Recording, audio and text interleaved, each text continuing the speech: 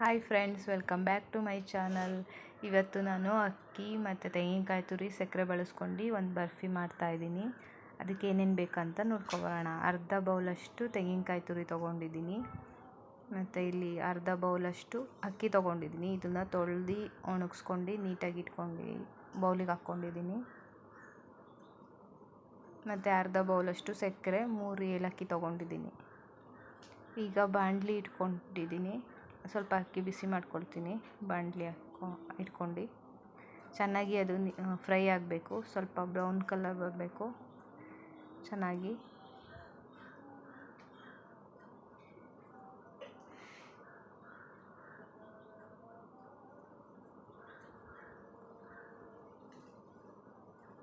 ಇನ್ನು ಸ್ವಲ್ಪ ಚೆನ್ನಾಗಿ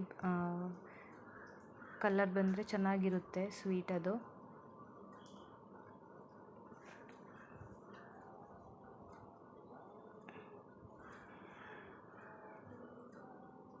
ನೋಡಿ ಫ್ರೆಂಡ್ಸ್, ಈ ರೀತಿ ಆಗಬೇಕು, ಈ ಕಲರ್ ಬರಬೇಕು. ಇದು ರೆಡಿ ಆಗಿದೆ. ಈಗ ನಾನು ಮಿಕ್ಸಿ ಜಾರ್ನ ತಗೊಳ್ತಾ ಇದ್ದೀನಿ. ಮಿಕ್ಸಿ ಜಾರ್ಗೆ ಅರ್ಧ ಬೌಲಷ್ಟು ಸಕ್ಕರೆ ಹಾಕ್ತಾಯಿದ್ದೀನಿ.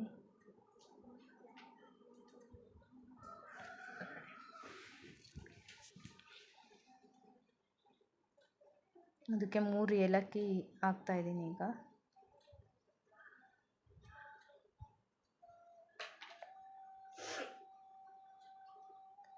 ನೈಸಾಗಿ ಪೌಡ್ರ್ ಮಾಡಿ ಇಟ್ಕೊಂಡಿದ್ದೀನಿ. ಈಗ ಇದನ್ನು ಬೌಲ್ಗೆ ಹಾಕ್ತಾಯಿದ್ದೀನಿ. ಈಗ ಅದೇ ಮಿಕ್ಸಿ ಜಾರಿಗೆ ನಾನು ತೆಂಗಿನಕಾಯಿ ತುರಿನ ಹಾಕ್ಕೊಳ್ತಾ ಇದ್ದೀನಿ.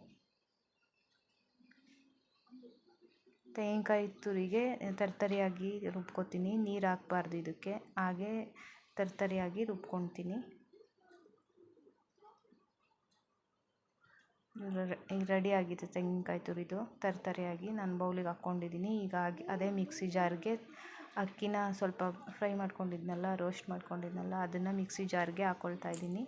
ಅದನ್ನು ಸ್ವಲ್ಪ ಮೀಡಿಯಮ್ ರವೆಕ್ಕಿಂತ ಸ್ವಲ್ಪ ತರ್ತರಿಯಾಗಿ ರುಬ್ಕೊತೀನಿ. ಇದು ರೆಡಿ ಆಗಿದೆ. ಈಗ ಒಂದು ತಟ್ಟೆ ತೊಗೊಂಡು ಸ್ವಲ್ಪ 1/4 ಸ್ಪೂನಷ್ಟು ತುಪ್ಪ ಸವರ್ಕೊಳ್ತೀನಿ ಚೆನ್ನಾಗಿ.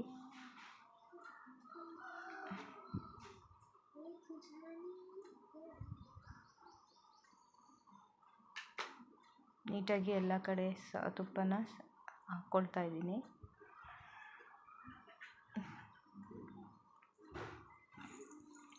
ಅದಕ್ಕೀಗ ಅಕ್ಕಿದು ತರ್ತರಿಯಾಗಿ ಪೌಡ್ರ್ ಮಾಡಿಟ್ಕೊಂಡಿದ್ನಲ್ಲ, ಅದನ್ನ ಹಾಕ್ಕೊಳ್ತಾ ಇದ್ದೀನಿ.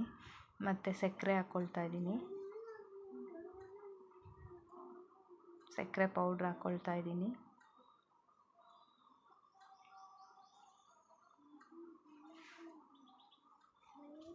ಈಗ ತೆಂಗಿನಕಾಯಿ ತುರಿನ ತರ್ತರಿಯಾಗಿ ರುಬ್ಬಿಟ್ಕೊಂಡಿದ್ನಲ್ಲ, ಅದನ್ನು ಹಾಕ್ಕೊಂಡು ಚೆನ್ನಾಗಿ ಮಿಕ್ಸ್ ಮಾಡ್ಕೊಳ್ತೀನಿ.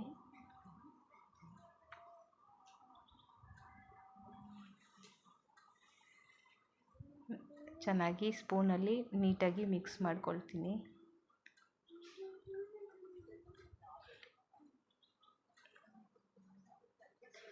ಈಗ ಚೆನ್ನಾಗಿ ಮಿಕ್ಸ್ ಆಗಿದೆ. ನಾನೀಗ ಸ್ವಲ್ಪ ನೀರು ಹಾಕ್ಕೊಳ್ತೀನಿ. ಸ್ವಲ್ಪನೇ ಒಂದು 1/4 ಬೌಲ್ ಅಷ್ಟು ನೀರು ಹಾಕ್ಕೊಳ್ತೀನಿ. ಸ್ಮಾಲ್ ಬೌಲಲ್ಲಿ 1/4 ಬೌಲ್ಗಿಂತ ಸ್ವಲ್ಪ ಕಮ್ಮಿ ನೀರು ಹಾಕ್ಕೊಂಡು ಚೆನ್ನಾಗಿ ಕಲಿಸ್ಕೊತಾ ಇದ್ದೀನಿ, ಮಿಕ್ಸ್ ಮಾಡ್ಕೊತೀನಿ.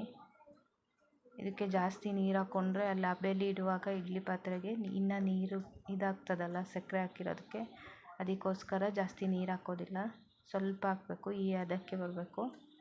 ಈಗ ಇದಾಗಿದೆ. ಈಗ ನಾನು ಗ್ಯಾಸ್ಗೆ ಇಡ್ಲಿ ಪಾತ್ರೆ ಇಟ್ಕೊತಾ ಇದ್ದೀನಿ. ಗ್ಯಾಸ್ ಮೇಲೆ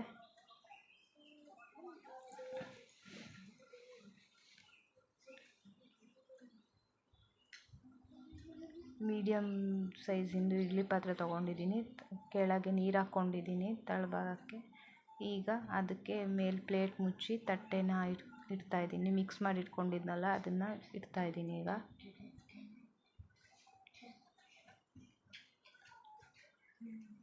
ಇದೀಗ 15 ನಿಮಿಷ ಚೆನ್ನಾಗಿ ಹಬೆಯಲ್ಲಿ ಬೇಯಬೇಕು. ಅದಕ್ಕೋಸ್ಕರ ಇದು ಚೆನ್ನಾಗಿ 15 ನಿಮಿಷ ಚೆನ್ನಾಗಿ ಬೆಂದಮೇಲೆ ಇದು ಸ್ವೀಟ್ನ ಚೆನ್ನಾಗಿರುತ್ತೆ. ಈಗ ಮುಚ್ಚಳ ಮುಚ್ತಾ ಇದ್ದೀನಿ. ಒಂದು 15 ನಿಮಿಷ ಹಬೆಯಲ್ಲಿ ಚೆನ್ನಾಗಿ ಬೇಯಬೇಕು. ಇದೀಗ 15 ನಿಮಿಷ ಆಗಿದೆ, ಚೆನ್ನಾಗಿ ಬೆಂದಿದೆ ನೋಡಿ. ಇದು ಸ್ವಲ್ಪ ಬಿಸಿ ಇದೆ, ಅದಕ್ಕೆ ನಾನು ಬಟ್ಟೆ ಇಟ್ಕೊಂಡು ತೆಗಿತಾ ಇದ್ದೀನಿ.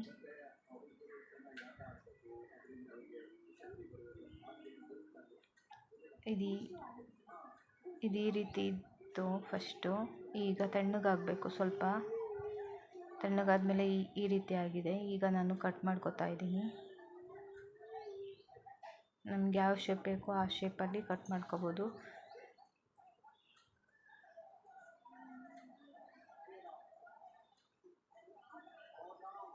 ನಾನು ಸ್ಕ್ವೇರ್ ಶೇಪಲ್ಲಿ ಕಟ್ ಮಾಡ್ಕೊಡ್ತೀನಿ. ಇದು ನೀಟಾಗಿ ತಣ್ಣಗಾದ್ಮೇಲೆ ಅಷ್ಟೇ ಕಟ್ ಮಾಡೋಕ್ಕೆ ಬರೋದು, ಅದು ಶೇಪ್ ಬರೋದು. ಇಲ್ಲ ಹಾಗೆ ಬಿಸಿ ಇರುವಾಗ ತೆಗಿಲಿಕ್ಕೆ ಬರೋಲ್ಲ. ಅದಕ್ಕೋಸ್ಕರ ಹಬೆಯಿಂದ ತೆಗೆದ ತಕ್ಷಣ ಕಟ್ ಮಾಡೋಕ್ಕಾಗೋದಿಲ್ವಲ್ಲ, ಅದಕ್ಕೆ ಒಂದು 10 ನಿಮಿಷ ಹಾಗೆ ತಣ್ಣಗಾಗಕ್ಕೆ ಬಿಟ್ಮೇಲೆ ನಾನು ಕಟ್ ಮಾಡ್ಕೊಂಡಿರೋದು. ನೋಡಿ ಈ ರೀತಿ ಬಂದಿದೆ. ಈ ಶೇಪಲ್ಲಿ ನಾನು ಸ್ಕ್ವೇರ್ ಶೇಪಲ್ಲಿ ತೆಗೆದಿಟ್ಕೊತಾ ಇದ್ದೀನಿ. ಒಂದು ಪ್ಲೇಟಿಗೆ ಹಾಕ್ಕೊಳ್ತಾ ಇದ್ದೀನಿ.